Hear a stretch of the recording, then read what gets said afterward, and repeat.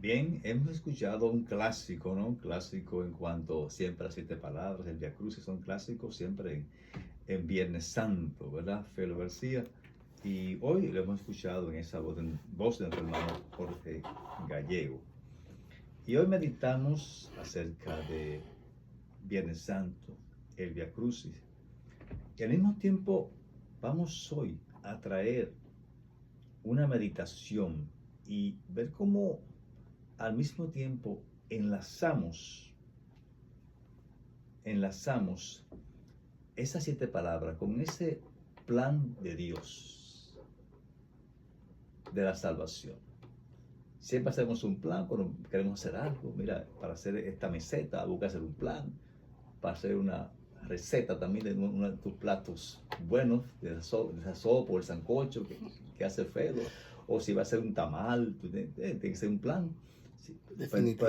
esto es en este mundo de aquí, en el mundo palpable, tangible, pero existe un mundo, en cierta forma, intangible. Vemos las cosas, ¿no? Lo tocamos, pero hay algo más. El plan de Dios no es nuestros planes.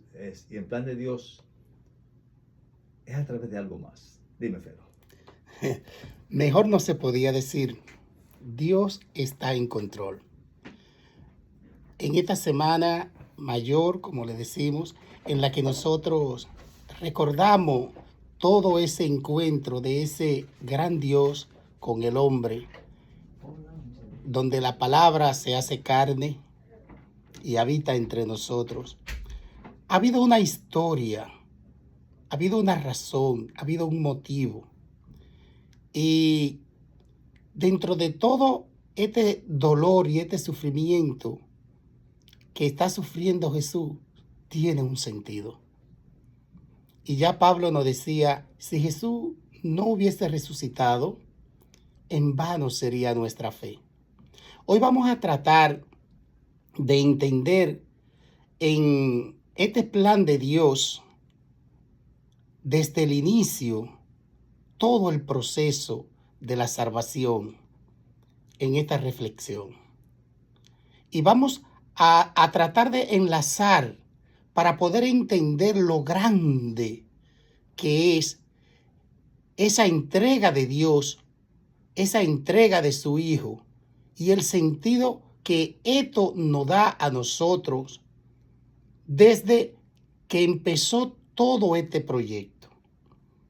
Y como decía José, cuando uno va a cocinar, uno puede cocinar el mismo ingrediente, el mismo bistec, pero cada chef le vas a poner un saborcito, le vas a poner algo especial. Y lo que queremos traer aquí hoy es especialmente eso, compartir un poquito de un tema que nos trajo el padre David de la iglesia de Todos los Santos de Hebron.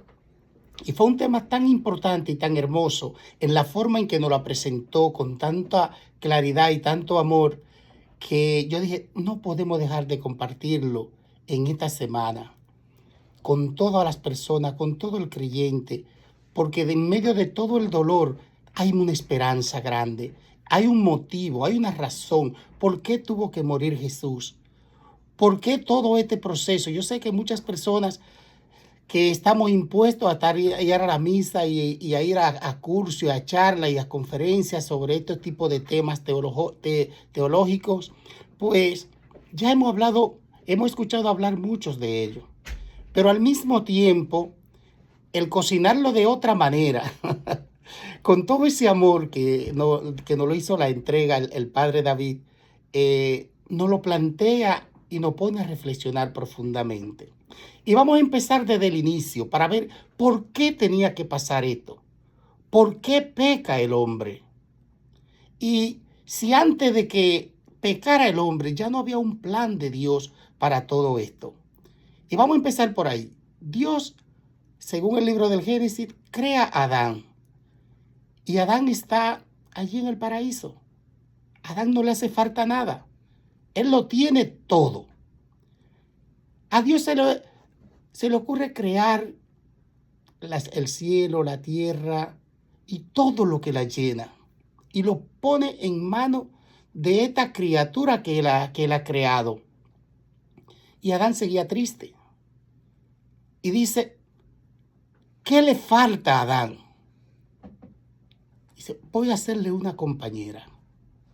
Y ahí empieza la humanidad. Primero porque no la hace de un huesito de la cabeza para que la mujer se enseñoree del hombre. Pero tampoco la hace de un huesito del pie para que el hombre la pisotee, sino de su costilla para que sean iguales. Y allí tenemos la humanidad. Allí tenemos la creación de Dios. En el paraíso. Pero todo aquello que Dios había formado, ¿le hacía falta a Adán?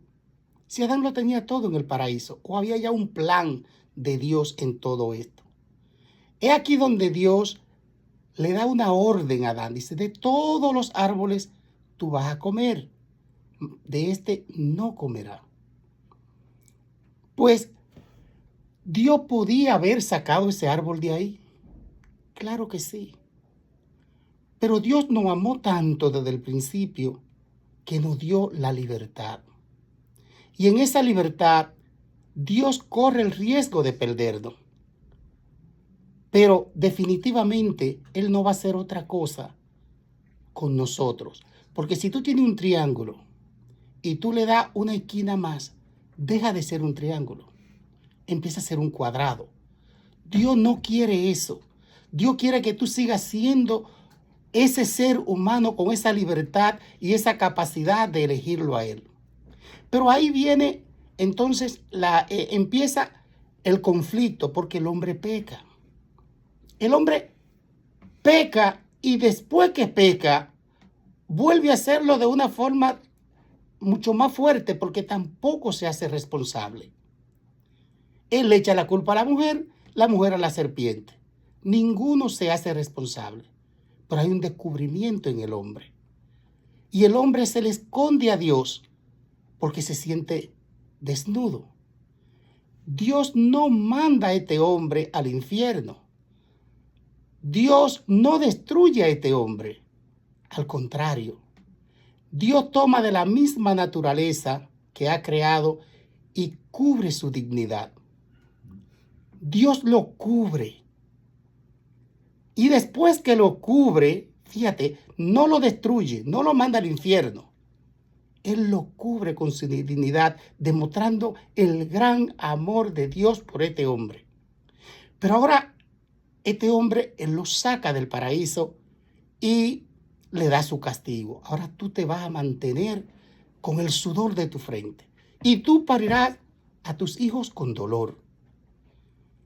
Ahí, en ese momento en que el hombre sale del paraíso, tiene una pérdida. Primero, él rompió el orden. Dios le había dado una orden. No coma de este árbol. Segundo, pierde esa gracia santificante.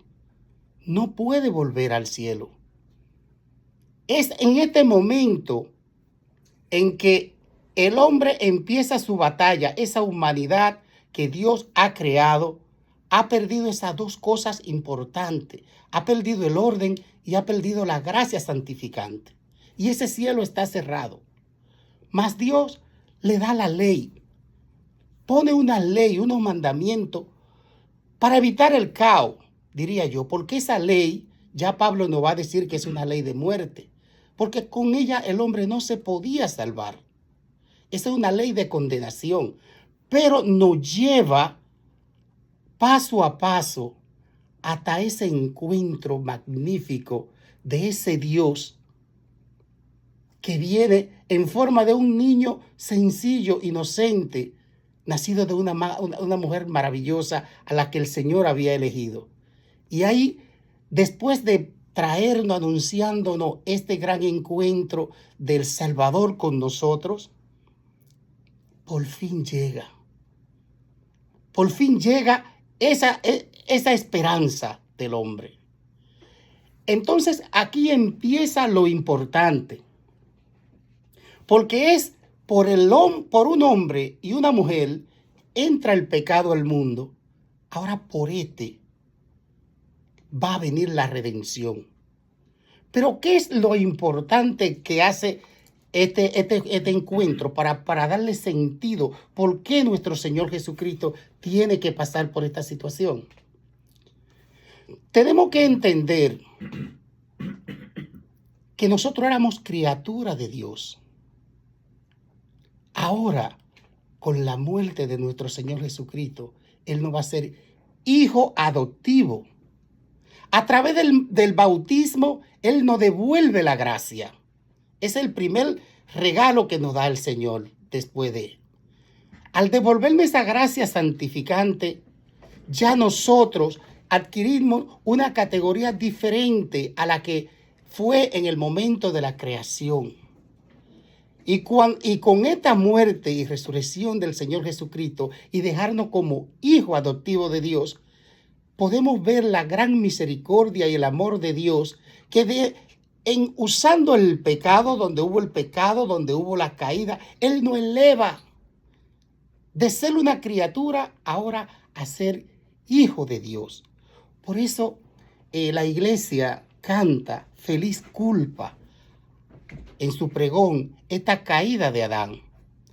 Todo este proceso de la salvación, todo lo que el hombre ha tenido que venir viviendo, no es más que un plan, un proyecto de Dios para llevarnos a Él en base a esa misma libertad que nos ha regalado. Tú tienes la capacidad de elegir o lo bien o el mal. Y hoy escuchaba con nuestros hermanos aquí un tema sobre la oscuridad, precioso. Esa oscuridad y esa luz. En ese momento, la oscuridad no es nada. A la oscuridad no se le puede tener miedo. La oscuridad se le respeta. Porque tú puedes estar en un cuarto bien, bien oscuro, pero desde que prende una luz, toda la oscuridad se disipa. Por eso el mal nunca va a vencer al bien. No hay que tenerle miedo. Tú puedes tener tu mundo de confusión, todo tu problema, todo, hasta que entra Jesús a tu vida. En el momento en que Dios entra dentro de ti, todo se te aclara, todo te eleva. No es que no te van a pasar cosas, es que ahora tú tienes una luz. Por eso es que el hombre cuando peca en un pecado mortal, vamos a comparar esto con una luz en un cuarto. Esa luz se apaga y él vive una oscuridad eterna. Ahora, ¿qué pasa cuando el hombre peca? Que no es un pecado mortal, como eso que nosotros decimos, no es una mentirita piadosa. ¿Es malo esto? Claro que sí, porque esa misma luz que está dentro de ti se pone como intermitente. Cada vez que tú haces un pecadito de esto sencillo, ella se apaga y se prende y no puede ver bien claro. Y como no puede ver bien claro, vas a caer en un pecado mortal mañana. Es decir, que pecado, sea mortal o sea un pecado de eso que tú consideras que no es mortal, le hace mucho daño a esa luz que tú tienes dentro. Por eso Jesús es tan importante que haya venido a nuestra vida a devolvernos esa luz. Y vivir en esa luz significa vivir de frente a Dios. Significa ver claro. No queremos una luz intermitente y mucho menos queremos una luz que se nos apague. El mal nunca podrá vencer al bien, porque inmediatamente Jesús entra en tu vida, ya el mal se disipa. La entrega de Dios como a nuestra humanidad, a nuestra creación, no fue más que ese paso de dejar de ser una creación de Dios sin voluntad propia, ahora ser hijo adoptivo de Dios, pero con toda la libertad que Dios siempre ha querido que nosotros le elijamos. Tú sigues teniendo tu libertad. Tú sigues decidiendo si vas a seguir sacrificando, crucificando a Cristo dentro de tu vida, o si vas a parar eso. Si vas a dejar que Él entre y te ilumine. En esta semana, en el día de hoy, esa es la invitación que nosotros tenemos como personas. Voy a seguir sacrificando a ese Dios.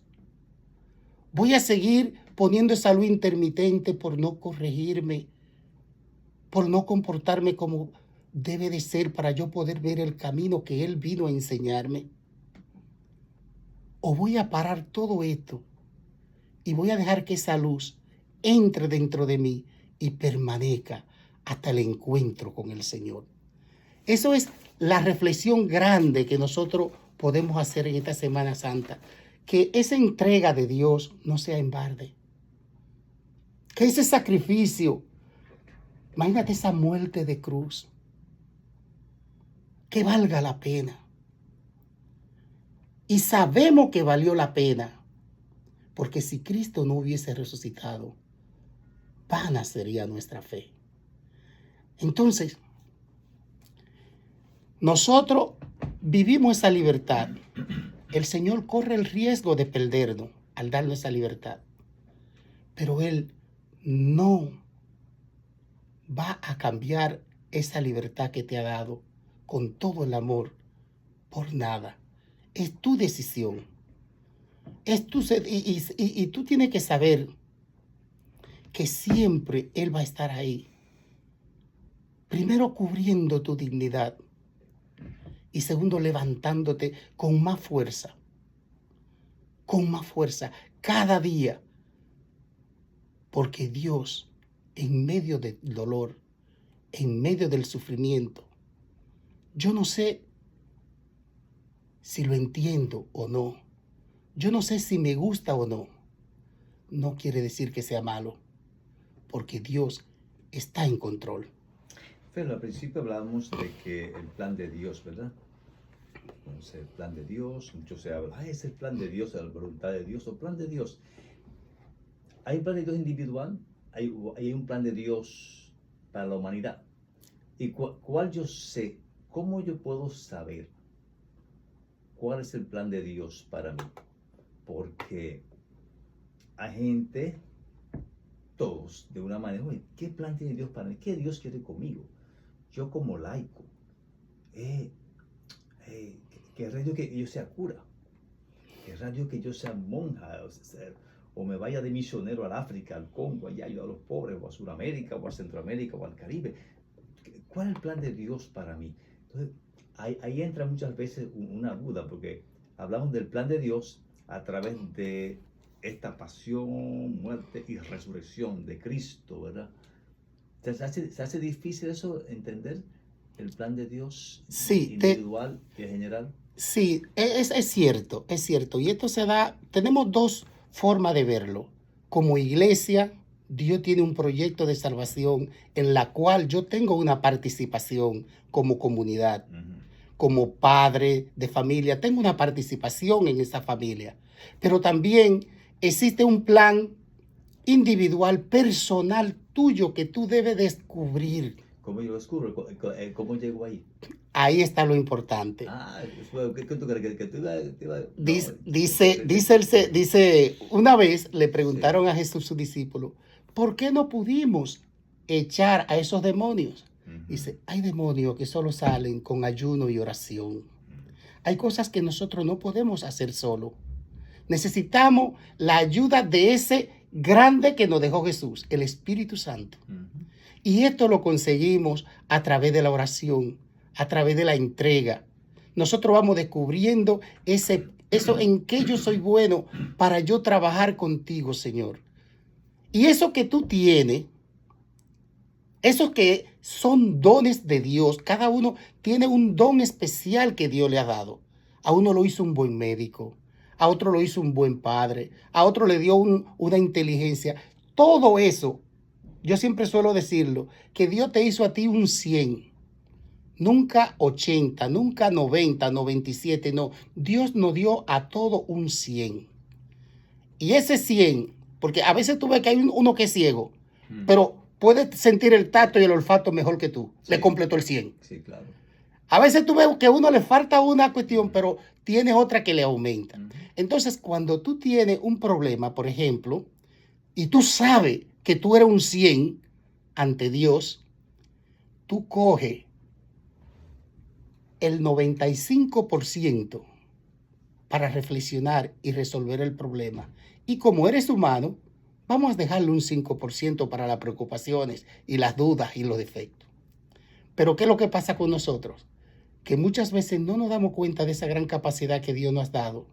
Y cogemos 95% para gritar, quejarnos, lamentarnos y buscar salidas fáciles. Y dejamos un 5% para realmente resolver ese problema, ese encuentro con Dios. Dios no ha dejado ni dejará nunca solo al hombre. En ninguno de sus momentos de la vida tiene que entender esa parte. No estamos solos. Así como dice Jesús, yo no estoy solo. También tú no estás solo.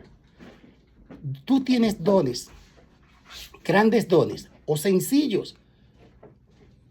Ahora, ¿en qué tú lo usas? ¿Para qué estás usando esos dones? ¿Ayuda lo que tú estás haciendo con esos dones que Dios te ha dado a ese encuentro con Él? ¿O te están alejando de Él? ¿O simplemente no lo está usando? Está allí viendo lo que pasa y no termina de decidir ponerlo al servicio de esa salvación. Dios está esperando por ti, porque Dios, a pesar de que te ama tanto, Él está en la puerta. Él no va a romper esa puerta para entrar. Él toca, si tú le abres, Él va a entrar. Y cuando Él entra, todo se disipa. No tengas miedo. No tengas miedo. En esta semana, debe reflexionar sobre ese encuentro con el Señor. ¿Cómo yo voy a continuar mi vida? Y si realmente yo puedo, con la ayuda del Espíritu Santo, vencer eso que me atormenta. Porque el hombre por naturaleza siempre va a pecar. Recuerda que en el principio él rompió el orden. Él perdió el orden y perdió la gracia. Jesús nos devuelve esa gracia. Pero la pérdida de ese orden, que la iglesia lo considera como el pecado original, esa pérdida, los resultados van a continuar. Tú vas a ser siempre tentado. Tú vas a estar siempre indispuesto para Dios. Tú vas a estar siempre dispuesto para hacer esas cosas que no te traen a Dios, por eso te traen diversión, te traen evasión, te traen problemas. Esa es nuestra naturaleza. Y es ahí donde entra ese regalo tan hermoso de Dios, que es el ministerio de la reconciliación. Porque Dios sabía que tú ibas a caer. Dios sabía que tú ibas a pecar. Pero al dejar ese ministerio, vayan a quien ustedes les perdonen su pecado, le quedarán perdonados. Y a los que no, le quedarán atados. Esa maravilla de poder volver a encontrarte limpio ante Dios es como esa agua que el Señor hizo. Él sabía que tú te bañas hoy, pero necesitas hacerlo mañana también. Y pasado también. Ahora, imagínate tú una persona cuando tiene una semana que no se baña, un mes que no se baña, un año que no se baña. Asimismo, es la mugre del Espíritu. Cuando tú tienes una semana, 2 semanas, un mes, un año. Hay gente que nunca se ha confesado, que nunca ha limpiado su alma. Te invitamos en esta semana a que lo experimente. Ve y clava allí en la cruz todo eso que te arrastra, todo eso que te atormenta. Atrévete. Sé valiente, atrévete, te invitamos a que lo intente y después que tú lo hagas, verá cómo se enciende esa luz dentro de ti. Otra vez limpio, otra vez lindo, Otra vez puede volver a sentir. Perdona a aquella persona que te ha hecho daño.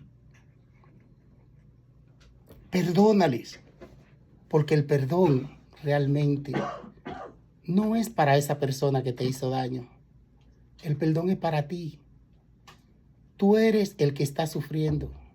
Tú eres el que no se puede relacionar con Dios. Tú eres el que no puede volver a confiar en los demás. Tú eres el que carga ese tormento, esa pesa encima. Vete y suéltalo. Que esta semana te invite a empezar de nuevo. A ese encuentro maravilloso con Dios. A esa limpieza del alma. Dios quiere invitarte a que tú lo hagas. No te van a comer y te vas a sentir maravillosamente bien. Y vas a sentir que tú eres parte también de todo este proyecto de la salvación. Todo este plan que Dios tenía guardado para ti desde antes de que tú existieras. Ya Dios había pensado en ti. Ya Dios tenía este proyecto en el cual, mediante ese amor y esa libertad, tú ibas a volver a encontrarte con Él.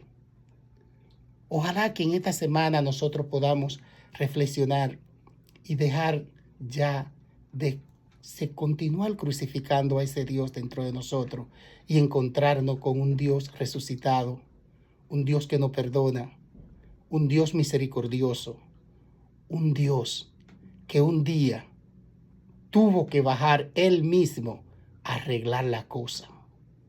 Él mismo tuvo que bajar a cumplir esa ley porque no había nadie que lo hiciera. Y Él no vino a abolirla, Él vino y la cumplió por ti y por mí. Y en medio de ese sacrificio, esa sangre derramada en esa cruz, Él te subió de ser una criatura, ahora a ser hijo de Dios. Abrió los cielos otra vez para que tú puedas volver a encontrarte con tu Padre.